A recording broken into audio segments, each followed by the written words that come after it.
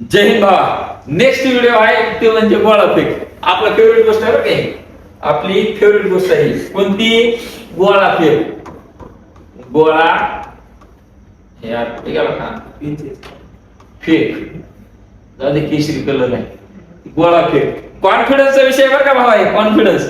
हे टेक्निक मी अमुक मी लय प्रॅक्टिस केलं काही नाही. तर मी तुम्हाला सोपं उदाहरण देतो. मी जर माझ्या उजव्या हाताने गोळा टाकला तर जवळपास 10.5 मीटर पर्यंत गोळा फेकू शकतोय. पण ते जर माझ्या डाव्या हाताने गोळा टाकायचा म्हणलं तर माझा गोळा जाईल फक्त आणि फक्त 5 ते 6 मीटर. याचं कारण असं नाही का माझ्या हाताला टेक्निक माहित नाही. माझं ब्रेन एकच आहे, टेक्निक माझ्या हाताला नाही, माझ्या प्रॅक्टिसला आहे. जेवढी प्रॅक्टिस भावा तेवढा गोळा तुझा पुढे लक्षात ठेव. एखादा ॲथलेटिक्स प्लेअर नॅशनलचा जरी घेऊन आलास आणि त्याला म्हणलास डाव्या हाताने दुसऱ्या गोळा फेकून दाखव, जाणार नाही, कारण प्रॅक्टिसचा भाग आहे. जेवढी प्रॅक्टिस केलीस तेवढी तिथे देणार आहेस. पण महाराष्ट्र शासनाच्या पोलीस प्रशासनाचं मी लय आभार मानतो, कारण की आमच्या पोलीस जेवढे उमेदवार आहेत त्यांना तुम्ही 3 संध्या दिलीत.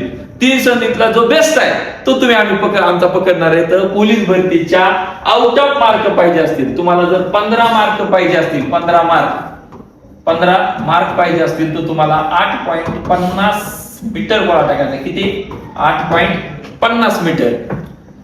जर तुम्हाला 12 मार्क पाहिजे असतील, किती? 12 मार्क. तुला वाटलं की नको मला एवढे मार्क 15, तर 12 पाहिजे. हे 12 मार्क जर पाहिजे असतील तुला, तर भावा तुला टाकायचा आहे 7.90 मीटर गोळा. किती टाकायचा आहे? 90. मग असं जसं जसं जसं जसं तू कमी येशील तसं तसं तुझं ते मार्क कमी होतील, तसं तसं तुझे उमेदवार तुझ्या पुढे जातील. त्याच्यामुळे भावा गोळा हे आपल्या ताकदीच्या जोरावरती आणि आपल्या प्रॅक्टिसच्या जोरावरती 8.5 मीटर फेकून दे.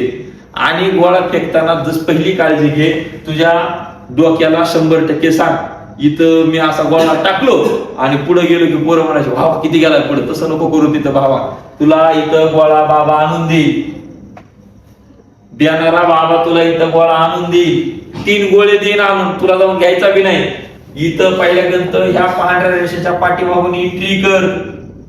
इथं असा गोल गोंडूस असा उभा राहा. इकडं तिकडं बघून तरफ फेकण्याचा प्रयत्न कर. हे असा हातामध्ये चांगला गोळा पकड. शेजारा पाजाराला बघ कुणाच्या डोक्यात टाकशील.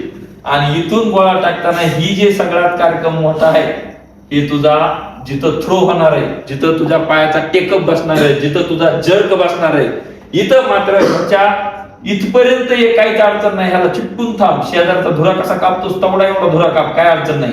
पण ह्याला मात्र पायाला बघू नको, त्याचा तुझा गोळा फॉल जाऊ शकतो.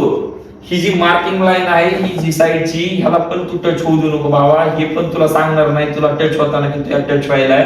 जोपर्यंत तू चूक करणार नाहीस तोपर्यंत तुला ते सोडणार नाही. चूक केलीस तर चुकीला माफी नाही. पहिला चान्स फुल प्रयत्न कर. इथं जायचा, इथं इथं इथं नाही बरं का, इथं म्हणाले मी. इकडे टाकलास तरी लयच आनंद. पण इथं जरी आला तरी आपल्याला मार्क तेवढेच भेटणार आहेत. त्याच्यामुळं 8.50 गोळा जायलाच पाहिजे. आणि मुलींसाठी सांगतोय गोळा फेक हे 6 मीटरचा आहे. 6 मीटर बाई गोळा टाक, नाहीतर मग अक्षदा टाकायची वेळ येऊ देऊ नको. ओके. गोळा फेकचं एकदम नियोजन परफेक्ट. गोळा फेकताना लाव ताकद, फेक गोळा. चला, जय हिंद, जय महाराष्ट्र.